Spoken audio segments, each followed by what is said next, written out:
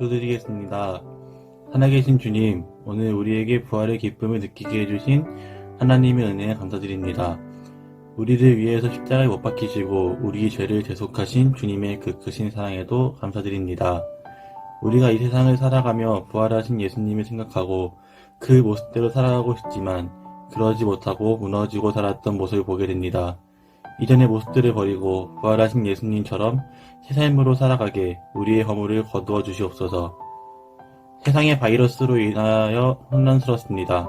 학교 수업도 비대면 수업을 진행하게 되었고 누군가를 만나는 것마저도 쉽지 않은 상황입니다. 우리의 마음이 흔들려서 넘어지지 않도록 붙잡아 주시옵고 우리의 건강도 보장해 주시옵소서. 이 코로나가 지나가고 우리가 다시 웃으면서 만나 예배하는 그날이 조속히 올 수 있게 도와주시옵소서. 매주 영상을 준비하고 편집함으로 예배를 준비하는 김종선 전도사님에게 강건한 힘과 번뜩이는 지혜를 더해 주시옵고 세상 곳곳에서 자신의 삶을 사는 중고등부 선생님들과 중고등부 학생들에게 아버지를 향한 사랑과 그리스도의 한계가 퍼질 수 있도록 복의 복을 더해 주시옵소서. 부활하신 예수님을 찬양합니다. 부활하신 예수님을 사랑합니다. 크신 영광 올려드리며 살아계시고 부활하신 우리 주 예수 그리스도의 이름으로 기도드립니다. 아멘.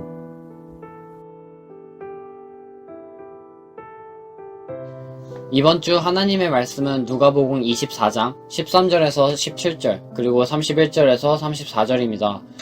다같이 큰 소리로 읽었으면 좋겠습니다. 그날에 저희 중 둘이 예루살렘에서 25리 되는 엠마오라 하는 촌으로 가면서 이 모든 된 일을 서로 이야기하더라. 저희가 서로 이야기하며 문의할 때에 예수께서 가까이 이르러 저희와 동행하시나 저희의 눈이 가리워져서 그인 줄 알아보지 못하거늘 예수께서 이르시되 너희가 길 가면서 서로 주고받고 하는 이야기가 무엇이냐 하시니 두 사람이 슬픈 빛을 띠고 머물러 서더라. 31절입니다. 저희 눈이 밝아져 그인 줄 알아보더니 예수는 저희에게 보이지 아니하시는지라. 저희가 서로 말하되 길에서 우리에게 말씀하시고 우리에게 성경을 풀어주실 때에 우리 속에서 마음이 뜨겁지 아니하더냐 하고 곧 그 시로 일어나 예루살렘에 돌아가 보니 11사도와 및 그와 함께한 자들이 모여있어 말하기를 주께서 과연 살아나시고 시몬에게 나타나셨다 하는지라. 아멘.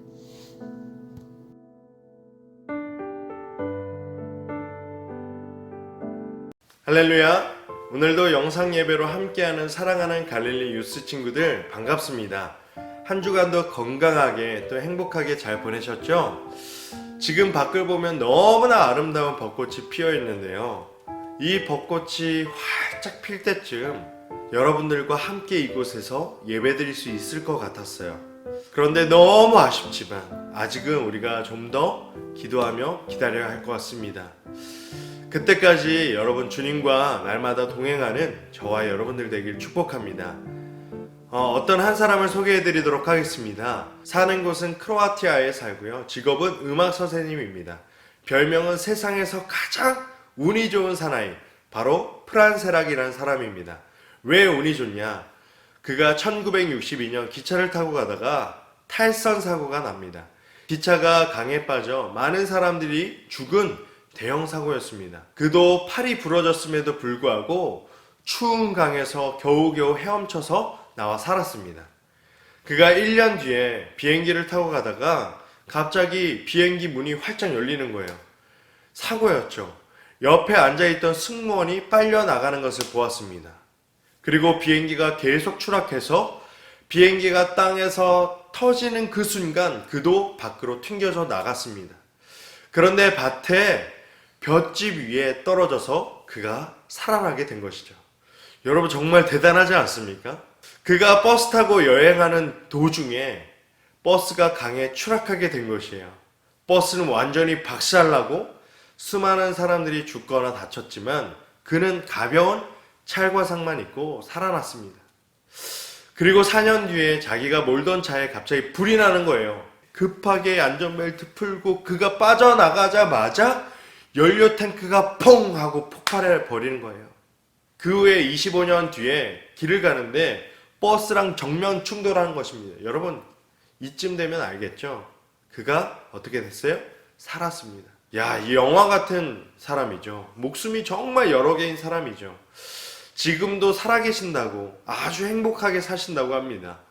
그런데 여러분, 이 아무리 죽음을 피한다고 해도 제가 예언컨대 그도 나이가 들어 결국 죽게 될 것입니다. 천하를 호령했던 세계 최강 알렉산더 대왕은 작은 이 모기 한 마리에 물려 죽었습니다.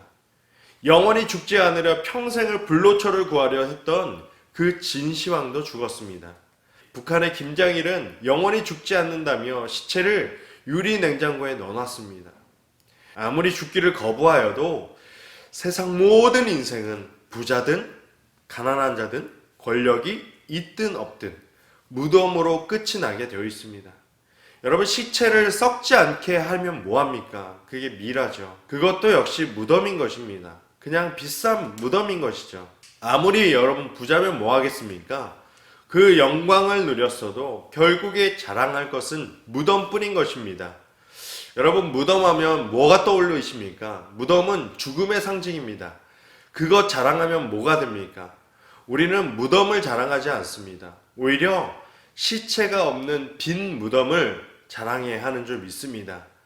무덤에 계신 주님을 뵈려고 슬픔에 찾아갔던 마리아에게 천사가 이렇게 말하죠. 그가 여기 계시지 않고 그가 말씀하시던 대로 살아나셨느니라. 그가 누우셨던 곳을 보라. 이미 살아나셨다. 우리 예수님은 무덤이 없으십니다. 누우셨던 곳은 있었겠지만 그곳에 영원히 누워 계시지 않았습니다. 다시 살아나셨습니다. 예수님께서 부활하셨습니다. 할렐루야. 사랑하는 여러분, 오늘은 부활절입니다. 부활절은 예수님께서 죽음을 이긴 날입니다. 사단 마귀는 예수님을 십자가에 매달려 죽이면 모든 것이 끝나는 줄 알았습니다. 그런 줄만 알았죠. 그러나 사흘 만에 약속하신 대로 다시 살아나는 것을 몰랐습니다. 한마디로 우리 주님은 역전의 용사이십니다. 힘없이 골고다로 끌려가 순한 양같이 십자가에 매달려 죽은 것처럼 보였지만 끝인 것 같은 이 죽음을 이겨내시고 부활하신 분이 바로 우리 예수님이신 줄 믿습니다.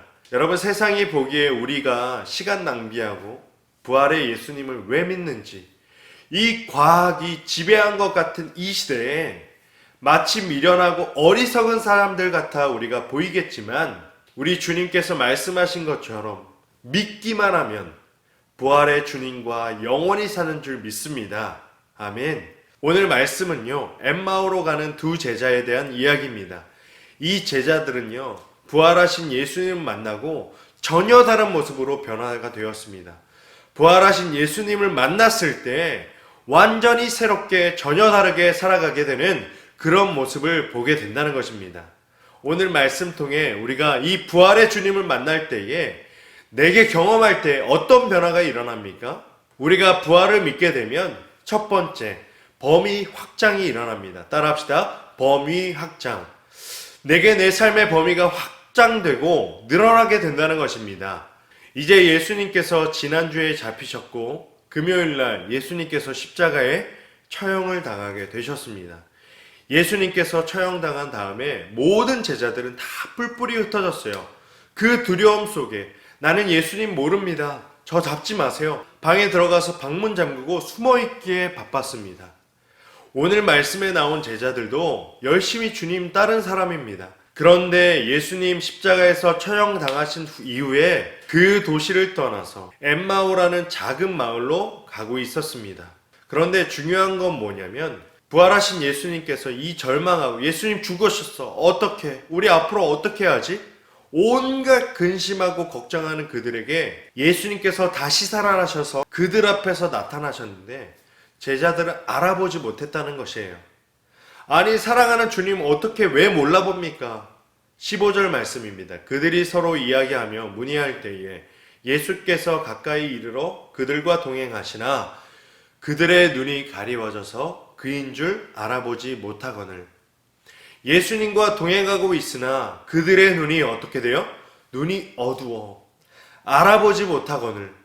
예수님이 함께 하시는데도 알아보지 못하는 결정적인 이유는요, 그들의 눈이 가리워졌대요. 여러분, 성경에서 말하는 눈은요, 이 생물학적인 눈이 아니에요.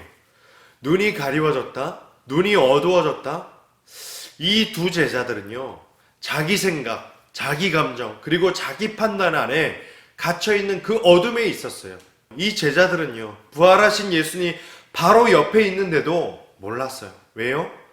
죽은 사람은 살아날 수 없어. 예수님 죽었어. 어떻게 불쌍해. 우리의 미래는 없나 봐. 자기의 감정, 자기의 판단, 자기의 생각 가지고 그 안에서 살아가니까 예수님의 부활을 받아들일 수 없다는 거예요. 아빈저 연구소에서 쓴 상자 안에 있는 사람, 상자 밖에 있는 사람이라는 책이 있습니다. 여러분, 이 책을 보면요, 많은 사람들이 있는데 사람들은 실제로 딱 두 종류의 사람만 있대요. 어떤 종류의 사람이냐면 상자 안에 갇혀 있는 사람과 상자 밖에 있는 사람이래요. 상자 안에 있는 사람, 어떤 사람이냐면 자기에게 주어진 상황에 그 너머를 보지 못하고 그 문제, 그 환경, 그 감정, 그 일어난 일에 갇혀서 살아간다는 것이에요. 아, 이제 끝인가 봐. 난 미래가 없나 봐. 아, 노답이야. 난 노력해도 절대 안 되나 봐. 그 상황에 갇혀 있는 사람이 바로 딱 상자 안에 갇혀 있는 사람이라는 거예요. 여러분, 이 부류의 사람들은요, 자기 감정에 너무 쉽게 빠집니다. 뿐만 아니라 계속해서 부정적인 생각을 한대요. 그리고 자기에게 선의의 말을 하고 나에게 도움의 손길을 처하는 그 사람을 공격하고 그 사람에게 비난하는 말을 한다는 것이에요. 여러분, 이런 사람들이 있죠. 왜 그렇습니까? 이 사람은 그 상처 안에, 그 판단 안에 갇혀 사는 사람이기 때문이에요. 그런데 다른 종류의 사람이 있대요. 어떤 사람이냐면 상자 밖에 있는 사람. 내게 일어난 내가 느끼는 감정, 거기서 끝! 자신을 제한하는 게 아니라 그것을 넘어서서 살게 된다는 것입니다. 그래서 이 사람들은 현실을 피하지 않고 할 수 있어! 가능할 거야! 감당해보지 뭘! 끊임없이 누구 탓하면서 살아가는 게 아니라 자신을 변화시키는 것을 통해서 현실을 마주하게 되면서 살아간다는 것입니다. 여러분, 부활의 중요한 의미는요, 상자 안에 살던 우리를 상자 밖에서 살게 하기 때문이에요. 이 제자들은요, 사람은 죽으면 살아날 수 없어. 사람은 죽으면 끝이야. 죽음은 슬퍼. 죽음은 절망이야. 라는 그 틀 안에 있었는데 예수님께서 딱 그들을 만나주심을 통해서 죽음이 끝이 아니라 그 이후의 삶으로 확장되고 그들을 넓혀지는 삶으로 변화시켜 주셨다는 것이에요. 여러분, 교회 오빠라는 영화가 생각났습니다. 예전에 우리 친구들이랑 본 적이 있는데 어떤 부부의 이야기인데요. 이관희 집사님께서 안투병을 겪게 되었습니다. 또 큰 어려움을 겪게 되었어요. 그가 돌아가시는 그날까지 상자 안에 있는 병이라는 그 암담한 상황 속에서, 고통 속에서 갇히는 것이 아니라 그것을 넘어서 심지어 육체 가운데 고통에 있음에도 불구하고 하나님이 주시는 그 평안, 하나님을 향한 그 믿음이 꺾이지 않고 그것을 뛰어넘는 것을 보게 되었다는 것이에요. 내가 주를 의뢰하고 적군에 달리며 내 하나님을 의지하고 담을 뛰어넘나이다. 그 일어난 상황에, 그 일어난 병에, 그 일에 내가 갇히는 것이 아니라 능력 있는 하나님을 의지함을 통해서 내가 담을 뛰어넘나이다. 확장되고 능히 감당하게 된다는 것입니다. 여러분, 오늘 이 부활절 아침에 여러분들이 질문해 봐야 합니다. 여러분은 지금 어떤 상자에 갇혀 있습니까? 여러분은 지금 어떤 상자에 갇혀 있습니까? 가정이라는, 왜 이런 집을, 왜 이런 부모님을, 왜 내가 이런 일을, 혹은 내게 주어진 환경 때문에 힘들어하지 않습니까? 아, 이 코로나 때문에 망했네. 내 계획들 다 꼬였네. 내 미래 망했네. 또 내게 일어난 일들 때문에 그 상황 가운데 우리가 갇혀 있다라면 여러분 절대 잊지 마세요. 부활하신 주님은요, 그것을 능히 이겨내도록 우리를 성장시키시고 인도하시는 살아계신 주님이신 줄 믿습니다. 우리가 부활을 믿고 또 예수님을 살아나신 것을 믿을 때에 내게 나타나는 것, 우리에게 나타나는 것은 자기 긍정입니다. 이제 두 제자가 부활하신 예수님을 만납니다. 엠마오를 향해서 절망의 발걸음, 초라함의 발걸음, 무기력의 발걸음, 패배감의 발걸음을 가지고 터벅터벅 걸어가고 있었다는 것이에요. 걸어가고 있는데 부활하신 예수님이 그들 사이에 나타나셨습니다. 저 같았으면 짠! 얘들아, 나 부활했어. 야, 이것 봐. 야, 이만한 대못이, 야, 죽을 뻔했다. 야, 아파 죽을 뻔했어. 야, 근데 너네 나 십자가에 달렸을 때 어디 갔냐? 이리 와. 꿀밤 한 대씩 이렇게 때려줬을 텐데. 예수님은 조용히 그 둘 사이에 함께 가게 되었어요. 심지어 서로 주거니 받거니 대화를 하는데도 제자들은 예수님을 알아보지 못합니다. 심지어 식사까지 같이 하시는데 잘 몰라요. 그러다가 거기서 식사하는 가운데 영적인 눈이 열려지니까 부활하신 주님을 만나게 되었다는 것이에요. 그 이유가 중요한 것입니다. 그래서 이 제자들이 어떻게 했냐면요. 아직 예루살렘에 있는 그 성 안에 있는 많은 제자들이 이 부활의 사실을 모릅니다. 그래서 이 부활의 사실을 알려주러 뛰어간 것이에요. 그리고 숨어있고 숨죽이고 있는 그 제자들에게 가서 내가 부활하신 주님을 만났습니다. 그렇게 당당하게 고백하게 되는 것이에요.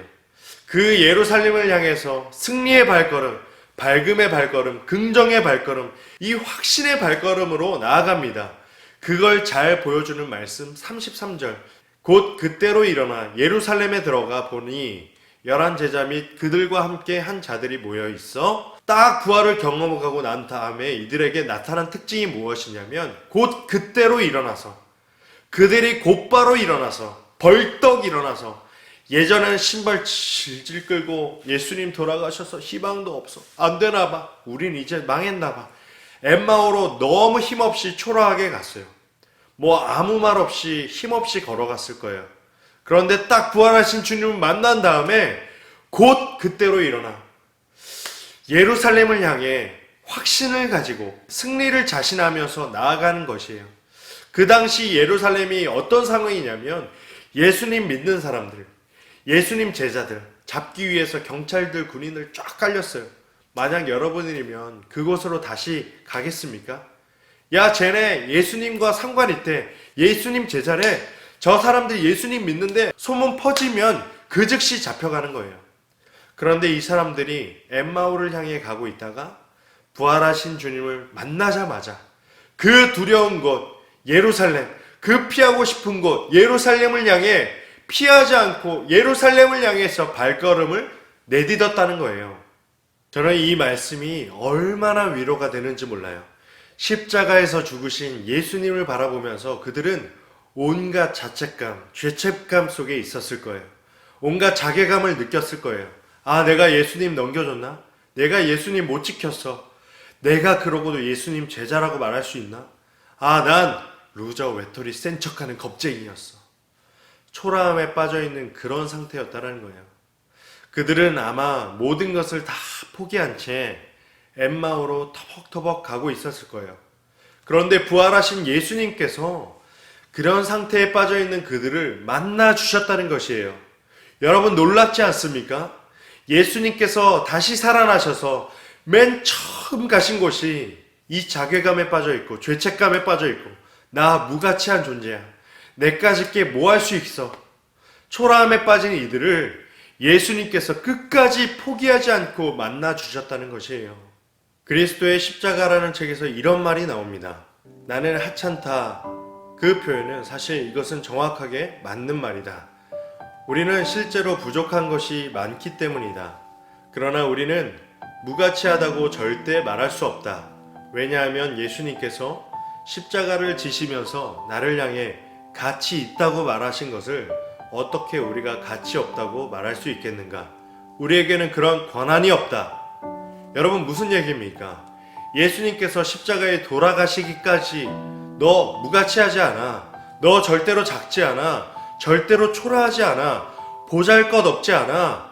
십자가에서 나와 맞받고 돌아가셨다면 내 삶 초라함 거기에 고개를 끄덕이는 것이 아니라 부활하신 예수님께서 포기하지 않고 찾아와 주셔서 만나 주신 것처럼 이러한 자신감과 자기긍정이 우리 안에 회복되어야 한다는 것이에요. 사랑하는 여러분, 오늘 부활절 이 아침 똑같이 예수님께서 우리를 찾아오십니다.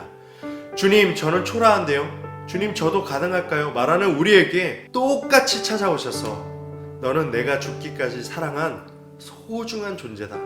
말씀하여 주신다는 것입니다. 저는 간절히 바라는 것이 이 말씀이 여러분의 말씀이 되길 원합니다. 엠마오로 가는 그 제자들처럼 다 포기한 발걸음, 무기력의 발걸음, 이 패배의 발걸음으로 걸어갔다면 오늘 부활의 메시지를 통해서 다시 한번 예루살렘으로 걸었던 담대함의 발걸음이 회복되기를 축복합니다. 이 부활의 능력으로 살아가게 되는 저와 여러분이 되길 소망합니다. 아멘. 시간 기도하겠습니다.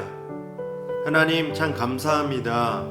오늘도 같은 공간에서 함께 모여 예배는 드리지 못하지만 함께 말씀으로 함께 할 수 있는 시간 허락해 주시니 참 감사합니다.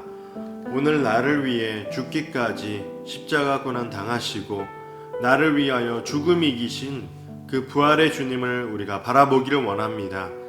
제자들처럼 부활하신 주님과 동행하고 있음에도 눈이 어두워 눈이 가리워진 우리 친구들이 있다라면 오늘 말씀 통하여 활짝 열려지게 하시고 부활하신 또 나와 함께 하신 예수님을 만나게 하옵소서. 내가 나를 보아도 사랑스럽지 않은 그런 열등감 속에 또 뜻대로 계획대로 되지 않아 낙심하는 내가 패배의식 속에 다 해도 안 될 것 같은 또 나만의 생각에 사로잡혀 있는 내가 상처 많고 또 죄악투성이인 내가 그 부활하신 예수님을 만남을 통하여 그 부활의 능력으로 전혀 새로워진 존재로 아름다운 모습으로 살아갈 수 있도록 늘 붙잡아 주시옵소서. 또한 이 부활의 기쁜 소식을 아직도 모르는 친구들에게 또한 이 부활의 기쁜 소식을 아직도 모르는 친구들에게 전할 수 있는 우리 모두가 되게 도와주시옵소서. 한 주간도 이 부활의 능력으로 살아갈 수 있도록 주님 함께하여 주시고 이 모든 말씀 살아계신 예수님의 이름으로 간절히 기도합니다. 아멘. 하늘에 계신 우리 아버지시여 이름이 거룩히 여김을 받으시오며 나라의 임하옵시며 뜻이 하늘에서 이루어진 것 같이 땅에서도 이루어지이다. 오늘날 우리에게 일용할 양식을 주옵시고 우리가 우리에게 죄진 자를 사하여 준 것 같이 우리의 죄를 사하여 주옵시고 우리를 시험에 들게 하지 마옵시고 다만 악에서 구하옵소서. 대개 나라와 권세와 영광이 아버지께 영원히 있사옵나이다. 아멘.